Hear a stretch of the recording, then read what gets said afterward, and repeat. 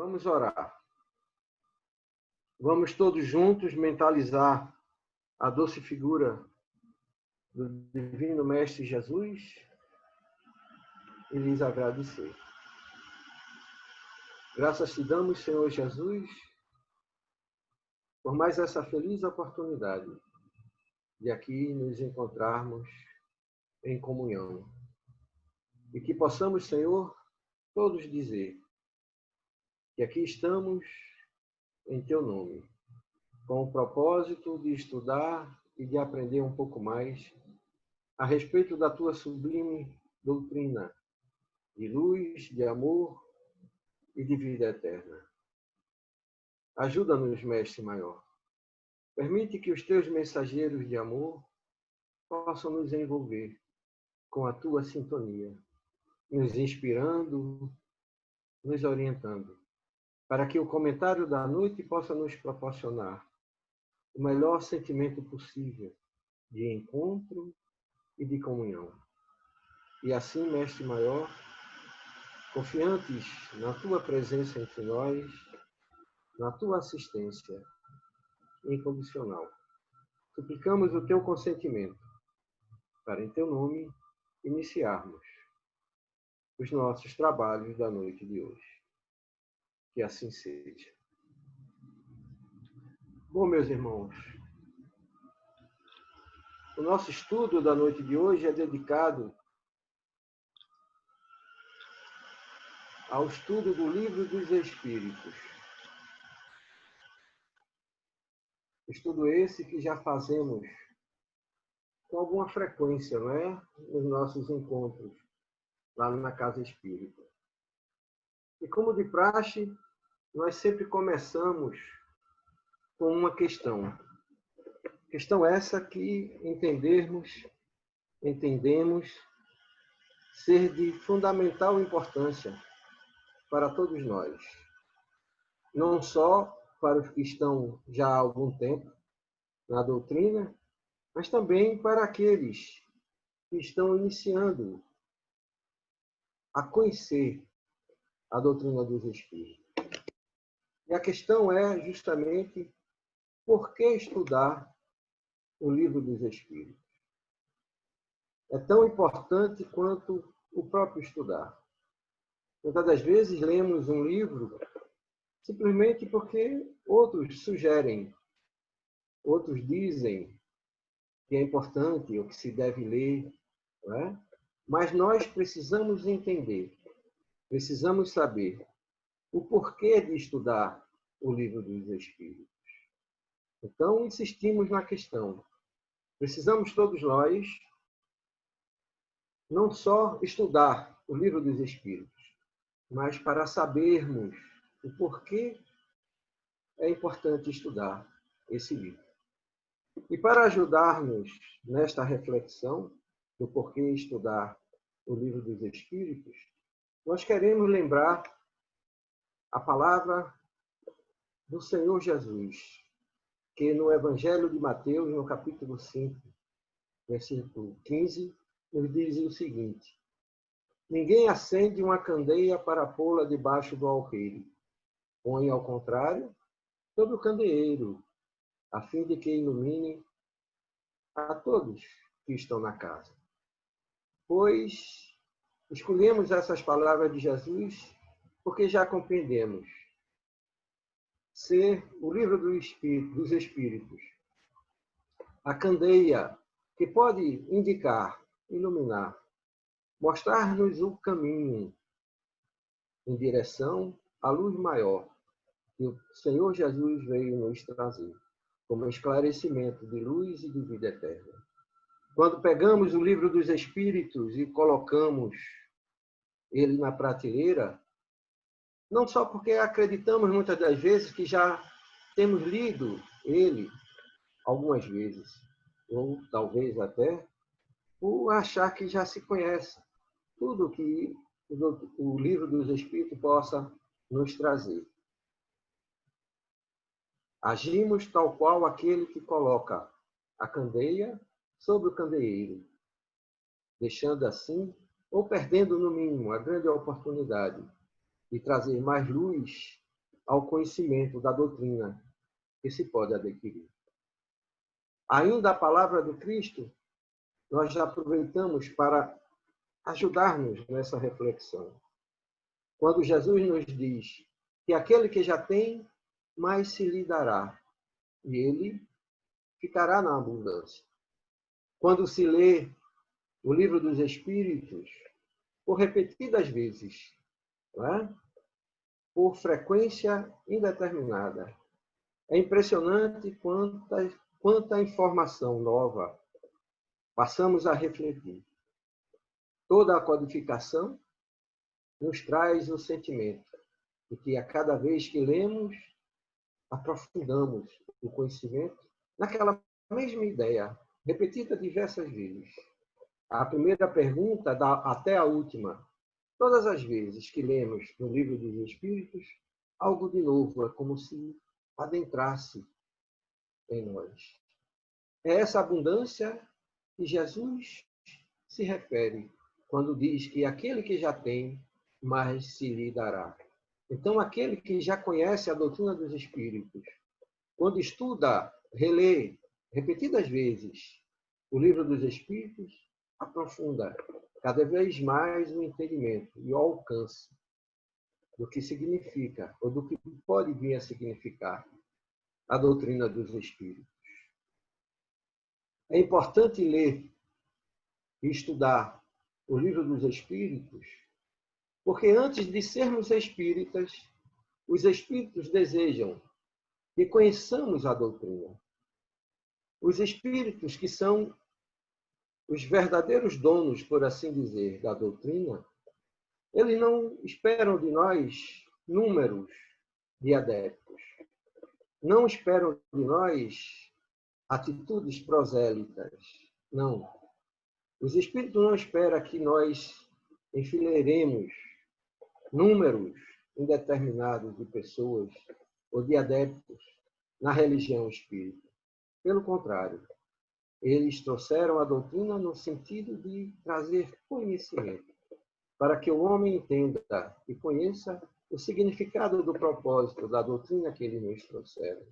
E só estudando, só aprofundando, só buscando o entendimento adequado, por mais repetidas vezes que for, é que alcançaremos o entendimento, quem sabe um dia, suficiente para podermos dizer que conheçamos ou que conhecemos a doutrina dos Espíritos.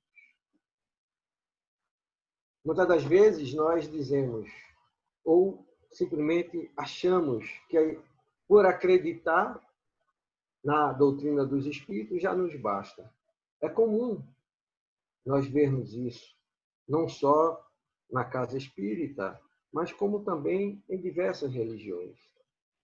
Muitas figuras religiosas dizem, eu já acredito em Jesus, como se isso fosse o bastante. E lembramos que, por acreditar em algo, não faz desse algo uma verdade. É preciso conhecer. Hoje, mais do que nunca, no mundo das fake news, é fundamental sabermos conhecer a origem das coisas, sobretudo das notícias que nos são trazidas. E a notícia dos Espíritos, antes de mais nada, precisa ser entendida para ser bem compreendida. Muitos se utilizam da palavra trazida pelo Espiritismo para envaidecer-se, para assumir comportamento de ordem, de sugestão, de orientação, como se dominasse a doutrina dos Espíritos. E esse, muitas das vezes, é o primeiro ato da falta de conhecimento deste. E nós só poderemos identificar tal realidade se de fato conhecermos o que diz a doutrina dos Espíritos. Por isso, meus irmãos, insistimos. É fundamental entendermos os motivos que nos levam a estudá-lo, para que não tenhamos a interpretação inadequada das informações e da proposta da doutrina dos Espíritos. É fundamental entendermos que duas forças regem o universo.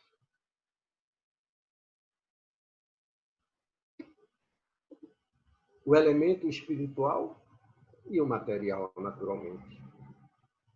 Da ação simultânea desses dois princípios nascem fenômenos especiais, naturalmente inexplicáveis, desde que se abstraia de um deles.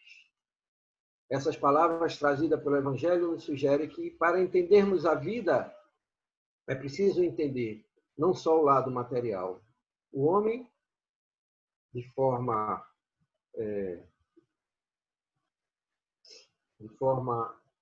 imediatista, tem procurado entender a vida apenas tentando explicar o lado material da existência, como se isso fosse possível. Tanto é que até hoje não logrou êxito em explicar a vida como uma realidade material. Do mesmo modo que seria inexplicável explicar a formação da água se abstraísse-se de um dos seus elementos. A Gênese nos traz essa informação, tentando fazer uma comparação, não é?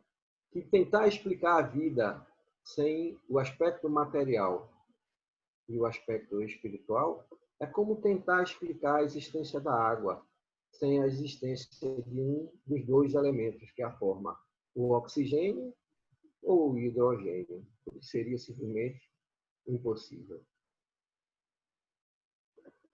É fundamental estudarmos o livro dos Espíritos para que conheçamos os princípios do Espiritismo. Muitos acreditam e acham que conhecer ou lidar com a mediunidade é o suficiente, como se esse fosse o único princípio da doutrina espírita. A mediunidade é, pois, apenas um deles. E aqui, nesse momento, nos lembramos de um amigo, um irmão, médium, um bom irmão, não só nas suas atitudes pessoais, mas também como trabalhador da casa. Trabalhador já há algum tempo. Médium psicofônico, de certa forma até assíduo nas tarefas, que determinada feita nos disse: o espiritismo, para mim, é tudo que envolve o espírito. Teve espírito, para mim, é espiritismo. E aí, sem perceber-se, ele apenas se referia ao fenômeno mediúnico. Por ser médium, tinha uma relativa facilidade, não é? De conversar com os espíritos, de ouvi-los, não é? De identificar o fenômeno mediúnico e de trabalhar com ele, como se isso fosse toda a realidade da doutrina dos espíritos. Por ter uma conduta adequada, justa, esse médium conseguia conduzir-se, né, de forma equilibrada em sua tarefa, mas não se dava conta da realidade que experimentava, pois a doutrina dos espíritos não é apenas a realidade mediúnica. E aí nós o questionamos: qual a sua expectativa a respeito da doutrina? Existe um mundo espiritual muito maior, muitas vezes maior, do que percebemos. O fenômeno mediúnico é apenas um deles, talvez um dos menores, porque ele lida, ele provoca, ele exercita, né, a parte material da nossa existência. E por isso ficamos focados no mundo material infinitamente menor, achando que o fenômeno mediúnico é o suficiente, ou é o propósito da existência da doutrina dos Espíritos, esquecendo que existem muitos princípios fundamentais da doutrina, e para poder se entender e alcançar a verdade espírita, é no mínimo necessário conhecer uma parte desses fenômenos, ou uma parte desses princípios, queremos dizer. E aí estamos nos referindo a princípios como Deus, Jesus, espírito, perispírito, evolução, livre-arbítrio, causa e efeito, reencarnação, pluralidade dos mundos habitados, imortalidade da alma, vida futura, plano espiritual, mediunidade, influência dos espíritos na nossa vida, ação dos espíritos na natureza. E observem que, no caso aí, a mediunidade está entre os últimos, não é? Fenômenos ou princípios fundamentais da doutrina. Não deixando de ser um deles, logicamente, mas para que nós possamos ter uma visão apropriada do que nos diz a doutrina dos espíritos, precisamos ter ao menos uma noção mais aprofundada desses princípios. Princípios esses que, sem a leitura do Livro dos Espíritos, dificilmente iremos alcançar. É preciso estudar o Livro dos Espíritos para conhecer os espíritas. E talvez aí alguém pergunte, mas Silvio, quer dizer que se eu ler o Livro dos Espíritos, eu vou conhecer os espíritas?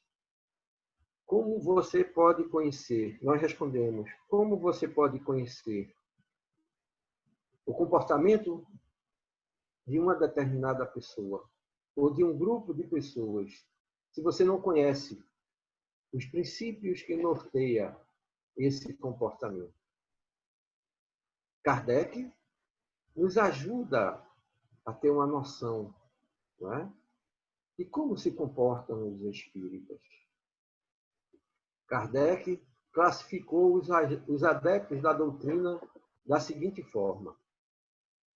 Segundo Kardec, há os espíritas que creem, simplesmente, acreditam na doutrina, não é? Como se fosse o bastante para se sentir ou ter a consciência de um espírita. E diz Kardec que para esses, o espiritismo é apenas uma ciência de observação. A curiosidade é o que os move. Há os que creem e admiram a doutrina dos espíritos. Veem mais do que fatos. Compreendem a parte filosófica, admiram a moral, daí decorrente, mas não a praticam simplesmente. Insignificante ou nula é a influência que eles exercem nos caracteres. Em nada alteram seus hábitos e não se privariam de um só gozo que fosse. Na primeira oportunidade que tem, deixam as fileiras que abraçam a doutrina do Espírito. O avarento continua a sê-lo, o orgulhoso se conserva cheio de si, o invejoso e o ocioso, sempre hostis. Consideram a caridade cristã apenas uma bela máxima. São os espíritas imperfeitos. Muitos de nós nos encontramos nessa realidade. Segundo Kardec, há também os espíritas exaltados. Esses infundem confiança cega e frequentemente pueril no mundo invisível. Aceitam com extrema facilidade e sem verificação aquilo cujo absurdo ou impossibilidade uma reflexão e o exame demonstrariam. Ou seja, os espíritas exaltados são aqueles entusiastas que não estudam nem examinam tudo o que acontece e tudo que norteia a doutrina dos espíritos. O entusiasmo não os leva a refletirem, deslumbram-se.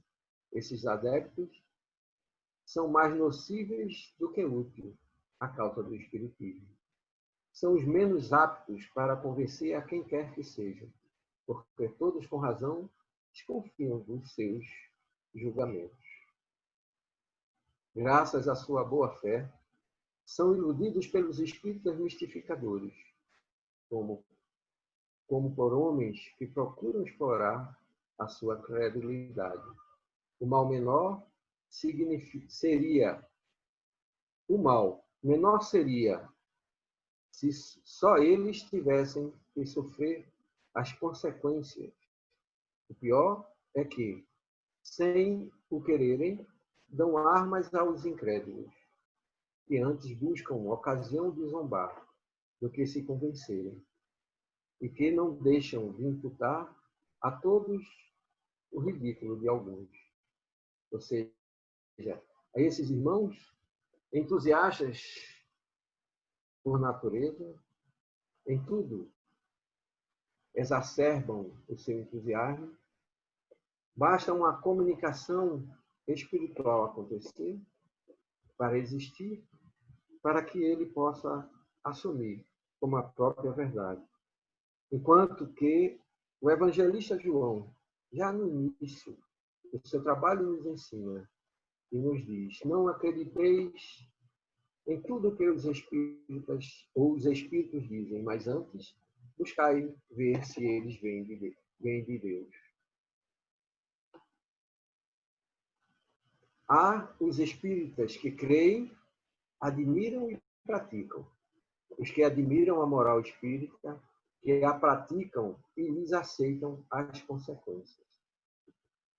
Convencidos de que a existência terrena é uma prova passageira, tratam de aproveitar os seus breves instantes para avançar pela senda do progresso, única que os podem elevar na hierarquia dos mundos dos espíritos, esforçando-se por fazer o bem e coibir os seus maus pendores. Ou seja, são aqueles espíritas que creem e, além disso, admiram e procuram exercitar a prática dos ensinamentos doutrinários que os espíritos nos trouxeram. Procuram preservar-se de pensar e praticar o mal. Luta interiormente por sua melhoria pessoal. A caridade é, em tudo, a regra de proceder. A que obedecem são os verdadeiros espíritas, ou melhor, os espíritas cristãos. Esses são os verdadeiros espíritas, segundo o que nos esclarece e nos traz a informação através do texto do senhor Allan Kardec. E não poderia ser de outra forma, pois como Consolador prometido por Jesus, não poderia trazer outro código, senão a máxima da condição cristã de agir e de proceder. Isso está no Livro dos Médiuns, no primeiro capítulo, item 28. Na primeira parte, capítulo 3, item 28, para quem quiser ler e buscar o texto completo. E pedimos licença para lembrar um outro tipo de espírita, não é? Muito comum, que não está na codificação. Me perdoe a pretensão, mas, lamentavelmente, em algumas situações, conseguimos notar, não é, a presença de alguns irmãos que, no início, vêm ao centro, porque Jesus é a causa. Buscando o consolo, não é, identificam a resposta para as suas necessidades em Jesus. Entretanto, depois de ter conseguido já algum consolo relativo, torna-se Jesus um pretexto social e substituem Jesus por outras figuras, pelos irmãos com quem pode se encontrar e manter o seu relacionamento social. Estudar apenas, talvez, se o palestrante se comunicar bem, ele para ouvir uma palestra. As tarefas mediúnicas são bonitas, desde que praticadas para os outros, mas não deixam de frequentar a casa espírita. E lá estão entre nós. E que me perdoem a pretensão, são os espíritas astronautas. Quem são eles? Aqueles que simplesmente estão ocupando o espaço dentro da casa espírita, desperdiçando não um espaço que pertence ao centro, não uma oportunidade que seja dos outros, mas a sua própria oportunidade de se melhorar e de se esclarecer espiritualmente. Esses seriam, pois, então, os tipos de espíritas. Kardec nos sugere e nos ajuda. E nós insistimos, é fundamental estudarmos o Livro dos Espíritos para entendermos, de uma vez por todas, que não existe kardecismo. E talvez alguém questione, mas Silvio, como não pode existir kardecismo? Foi o senhor Allan Kardec que codificou a doutrina. E, de fato, assim não foi. Entretanto, é importante lembrar que Kardec é apenas um pseudônimo do nosso irmão Hippolyte Léon Denisard Rivaio, que, justamente preocupado na tendência humana de personificar aquilo que é divino, mudou o seu nome, utilizando o nome de uma existência anterior, de uma existência pregressa, para que não associassem os ensinamentos da doutrina cristã à personalidade a qual ele existia quando encarnado entre nós. Mas, Silvio, isso aí é a sua forma de pensar. Muitos acham que existe sim um kardecismo. Afinal de contas, foi ele o codificador e, como tal, é ele, né, o responsável pela doutrina. E nós queremos ressaltar que não é pura e simplesmente o nosso pensamento ou o nosso entendimento.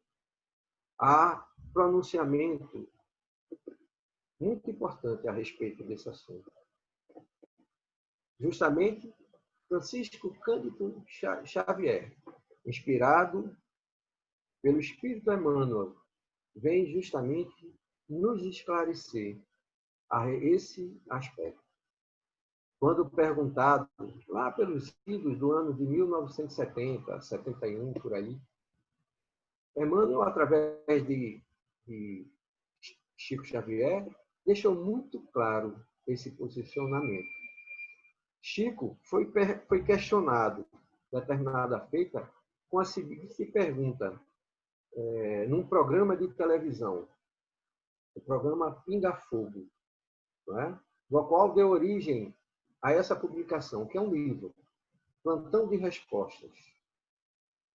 Lá, entre tantas outras perguntas, há uma pergunta que trata desse assunto.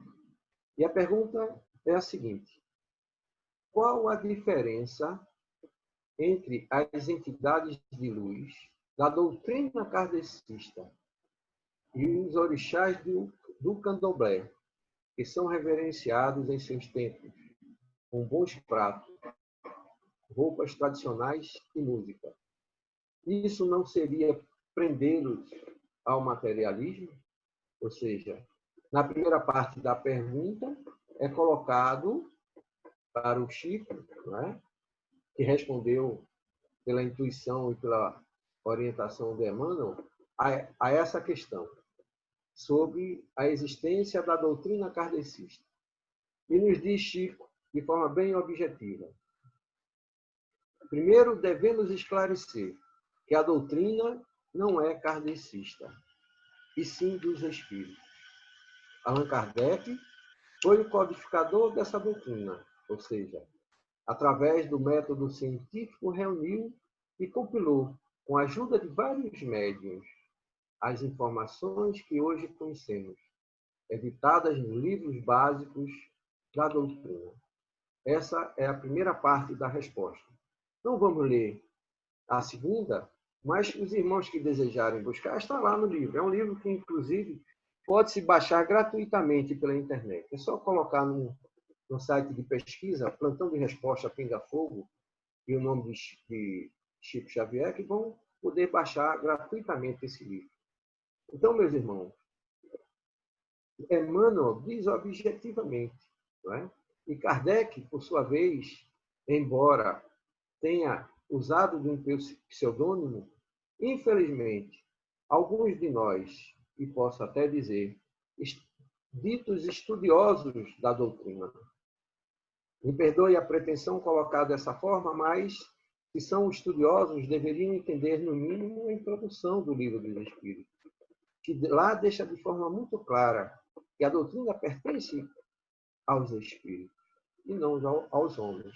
E que, ao contrário, se não fosse a influência e a participação dos espíritas, o homem sequer teria a condição de descobrir ou perceber o que estava acontecendo no fenômeno mediúnico. Por isso, compreendamos que os nossos irmãos entusiastas utilizam-se da boa intenção de personificar em Kardec uma doutrina que a ele não pertence. Por melhor que seja a intenção, não é fato. E nós, como espíritas, temos a obrigação e a necessidade de acreditar naquilo em que a nossa razão propõe, naquilo que nos é possível alcançar como verdade. E não simplesmente porque dizem isso ou aquilo da doutrina. Isso é apenas um exemplo, um pequeno exemplo do que acontece durante todo o movimento espírita. Alguns expoentes utilizam-se, muitas das vezes, da posição que ocupa, não por má intenção, acredito, mas por entusiasmo excessivo. Utilizar-se de ideias que não dizem com propriedade a realidade da doutrina. Daí a necessidade fundamental de estudarmos e compreendermos o que nos traz a doutrina dos Espíritos. Muito bem. Não se pode falar separadamente de um espírito científico ou de um espiritismo religioso. O seu corpo doutrinário é um e indivisível. Poucos conseguem entender. E quando se refere à doutrina dos espíritos, não é? Como em seu tríplice aspecto, compreender que é uma coisa só. É difícil para o racional metódico humano compreender e dissociar três coisas que estamos habitualmente acostumados a entender de forma isolada, como sendo uma única coisa. Por isso, a necessidade, insistimos, e a importância da leitura do Livro dos Espíritos, para entendermos o âmago do que traduz os ensinamentos dessa doutrina, como ciência, como filosofia e como religião. A doutrina se torna um só fato. Em retirando-se um desses, não poderá ser entendido como doutrina espírita. Muitos irmãos nossos acreditam na doutrina puramente como religião. Outros, simplesmente como ciência. Não, e chegam a dizer, não, o espiritismo não é uma religião. Ele é uma ciência. E o espiritismo, através da doutrina dos espíritos, pouco compreendida ainda, mas ao alcance do raciocínio daquele que buscar entender, ao ler o Livro dos Espíritos, estudar e compreender as informações trazidas nesse livro, vai perceber que, simplesmente, ao retirar-se um desses tripés, um pé desse tripé, de tríplice aspecto, não é mais a mesma doutrina. E para ser doutrina dos espíritos, necessariamente tem que envolver, ao mesmo tempo, ciência, filosofia e religião. Porém, alertamos, cuidado com a pureza doutrinária. Alguns irmãos nossos, ainda entusiastas, né, insistem em falar de uma pureza doutrinária, como se pudesse a doutrina dos espíritos, em sua codificação, trazer toda a realidade de um mundo espiritual, ainda mais, por mais preparado, por mais ilustre que tenham sido os espíritos, não é? Que a trouxeram, falar de tudo. Não por falta de capacidade, não é isso que questionamos, mas questionamos a nossa capacidade de entender.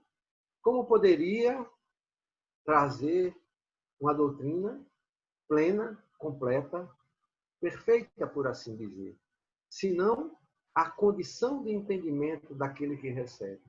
Assim o é a doutrina dos Espíritos. É a informação mais sublime que o homem na Terra, momentaneamente, tem condição de alcançar e de entender. E compreender, como as próprias palavras ditas pelo codificador, sobre o caráter evolucionista da doutrina, que simplesmente não propõe dizer a última palavra. Ela é evolucionista por natureza. E se ela é evolucionista por natureza, essa é o primeiro sinal que tenta mostrar a nós a realidade da doutrina quanto à necessidade do estudo e da busca do aprimoramento, e que o conhecimento humano precisa praticar e exercer. Por isso, meus irmãos, é preciso estudar não só a codificação, iniciando sempre pelo Livro dos Espíritos, mas as obras complementares, para que possamos vislumbrar a verdade da grandiosidade que o mundo espiritual nos propõe, cuja porta está aberta através da busca e da leitura e do estudo do Livro dos Espíritos. O espírita deve conscientizar-se e preparar-se para fazer análise e atuar no movimento espírita, aceitando o que for bom e compreendendo o que não for condizente com a codificação. É isso que nós precisamos aprender a praticar. Mudanças faz parte da própria natureza. O mundo evolui numa rapidez como nunca visto antes. Parar é estacionar, é ficar para trás, pois o mundo evolui e não é diferente a realidade da doutrina dos Espíritos, que nos traz como convite salutar a busca da verdade, a busca da luz, do entendimento e do esclarecimento da vida espiritual. As nossas práticas dentro do centro espírita necessitam ser compreendidas, fundamentadas na razão, antes de mais nada, justificadas e bem compreendidas sobre cada ato. Entretanto, não podemos perdurar como andando em trilho, não é? Como faz um trem, por exemplo. Um trem anda sempre no mesmo trilho. Nós precisamos buscar as trilhas, que são os caminhos que nos levam na direção da evolução espiritual. Precisamos ter a mente aberta para entender que a cada dia, que a cada instante evolui a humanidade. E a doutrina dos Espíritos não é diferente, porque ela veio como consolador prometido para esclarecer e ampliar os horizontes da visão humana. O verdadeiro buscador não procura confirmar seus pontos de vista. Ele busca a verdade, mesmo que tenha que admitir seu erro. Ou seja, aquele que se diz buscador da verdade, antes de mais nada, precisa entender que não a detém, que não é dono de verdade nenhuma, e que seus pontos de vista são aqueles alcançados até aquele presente momento, e que, na verdade, procura iluminá-los, esclarecê-los, não para fundamentá-los, mas para conhecer e aprofundar, na verdade que até então o detém momentaneamente, para que aí, em se aprofundando, possa ampliar os seus horizontes de conhecimento. O orgulhoso, por sua vez, anseia em encontrar confirmações de suas ideias, distorcendo muitas vezes a verdade. E nem sempre com má intenção. Muitos irmãos bem-intencionados acreditam que a sua interpretação de determinados textos lidos na própria codificação já o traduzem como plenamente compreendidos, sem perceber as entrelinhas, sem alcançar As verdades entre elas trazidas se limitam a ler as palavras e interpretá-las segundo um texto de uma língua que possa efetivamente traduzir o que elas significam, sem alcançar que muitas das vezes os espíritos se utilizaram das terminologias que nos é própria para poder transmitir a nós conhecimentos que estão momentaneamente ainda além da nossa condição de alcance. Mas que esperam esses? Que nós exercitemos essas ideias e possamos nos dirigir a ela. Falta-lhe humildade, como sobra o desprezo pelos que não pensam como ele. Assim é o orgulhoso. São as palavras do irmão Adilson Mota, que é um pesquisador espírita. Ressignificar a percepção existencial do homem. Esse é um dos propósitos fundamentais da leitura e da necessidade do estudo do Livro dos Espíritos. O homem acostumado, habituado, voltado essencialmente para uma vida imediatista, ao lidar com essa realidade que transcende a sua compreensão, tenta explicar, tenta significar essas existências segundo aquilo que até então conhece. Entretanto, a proposta do Livro dos Espíritos, através do seu estudo, é justamente ressignificar a percepção, em outras palavras, ampliar a consciência da existência da figura humana na Terra. Estudar o Livro dos Espíritos nos proporciona a condição de começar a entender que a ciência, que a aliança entre espiritualidade e ciência é o resgate do universo multidimensional que a consciência humana precisa elevar, produzir na sua oportunidade existencial no terceiro milênio. É fundamental estudarmos o Livro dos Espíritos, porque a ciência e a religião são as duas alavancas que propõem a evolução da inteligência humana. Uma revela as leis do mundo material, a outra, as do mundo moral. E tendo essas leis o mesmo princípio que é Deus, não podem contradizer-se. É isso que, a rigor, busca as leis da ciência. Sem aperceber-se, quanto mais se aprofunda, mais ele se aproxima. O homem da figura divina. A religião age também da mesma forma. Se fossem a negação uma da outra, uma necessariamente estaria em erro, e a outra com a verdade.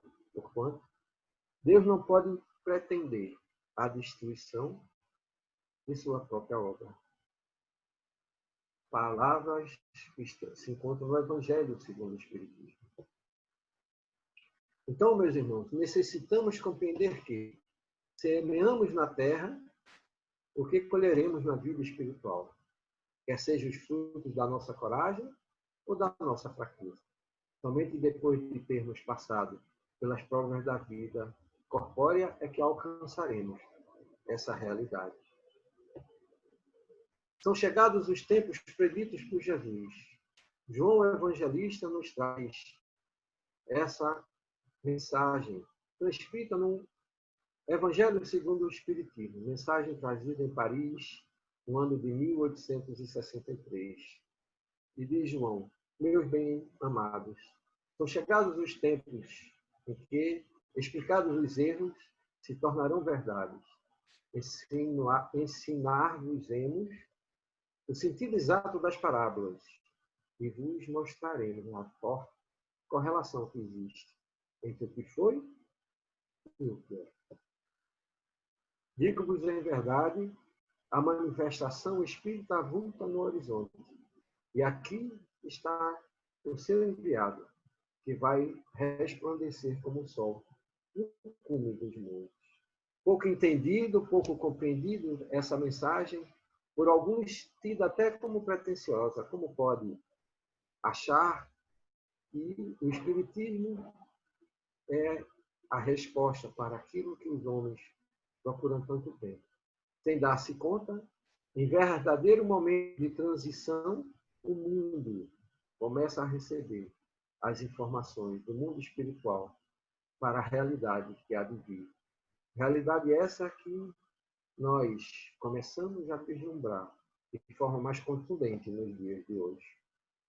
Demonstrando a existência do mundo espiritual e suas relações com o mundo material, o Espiritismo fornece o esclarecimento de uma imensidade de fenômenos incompreendidos e considerados, por isso mesmo, inadmissíveis por uma certa classe de pensadores.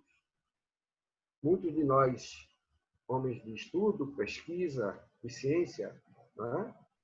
Simplesmente afirmam ser inadmissível muito das orientações trazidas pelos espíritos. Chegou o tempo de se considerarem as coisas de modo amplo e elevado, não mais do ponto de vista mesquinho e acanhado, os interesses de seitas e de castas. E como estudar o livro dos Espíritos é tão importante como saber o porquê de estudarmos, não poderíamos deixar de ao menos ler a primeira questão do livro dos Espíritos, que está contido no livro 1º, que trata das causas primárias. Capítulo 1º, que trata de Deus, cuja pergunta é: que é Deus? E de uma forma bem objetiva, e por que não dizer simples, os Espíritos nos informam. Deus é a inteligência suprema, causa primária de todas as coisas. E tão simples que é, e tão objetiva que é a resposta dos Espíritos para nós, e tão pequena que é o nosso alcance de tamanha profundidade, simplesmente não conseguimos entender. Porque simplesmente não conhecemos o que viria a ser a inteligência suprema, ou tampouco a causa primária de todas as coisas. Nos deslumbramos diante de resposta tão objetiva, entretanto, devido à nossa limitação de alcance, devido à nossa limitação de conhecer, ficamos, por assim dizer, meio que perdidos, estonteados diante de tão grande resposta. Tão grande que simplesmente não alcançamos sequer a profundidade do que os Espíritos tentam nos dizer. E para tentar ajudar na compreensão desse sentido que nos traz os Espíritos, nós vamos buscar ajuda na transcrição do Espírito Miramês, que nos ajuda a entender o Livro dos Espíritos, no seu livro Filosofia Espírita, onde ele comenta todo o Livro dos Espíritos. Miramês começa a responder, ou começa a comentar essa primeira questão do Livro dos Espíritos, dizendo: o primeiro interesse de Kardec foi saber dos espíritos que era Deus. E eles responderam na maior simplicidade, mas tão grande simplicidade que simplesmente não conseguimos alcançar o seu sentido. Mas, com absoluta segurança, Deus é a inteligência suprema, causa primária de todas as coisas. Não podemos nos sentir seguros, onde quer que estejamos, sem pelo menos alimentar a ideia de uma fonte criadora e imortal. O estudo sobre o Senhor nos dá um ambiente de fé, que corresponde na sua feição mais pura a vontade de viver. E como é feliz, ou são felizes, essas palavras de Miramês. Qual de nós poderíamos sentir algum tipo de segurança na sua própria existência, se não tivéssemos, pelo menos, a intuição, não é? A crença da existência de um ser criador, que tudo observa, que tudo cuida, que cuida de cada um dos seus filhos. Assim como a criancinha, que ao viver e ao entender que existe, sabe que tem um pai para cuidar dele. E continua Miramês. Sentimos alegria ao entrarmos em contato com a natureza, pois ela fala de uma inteligência acima de todas as inteligências humanas, de um amor diferente daquele que sentimos, de uma paz operante nos seus mínimos registros. E nós, quando admirando, observando a natureza, quer seja num lago, numa praia, né? Numa mata, ou nas montanhas, por exemplo, qual de nós não sente uma sensação diferenciada que nos toca? Muitas das vezes intraduzível, aliás, via de regra,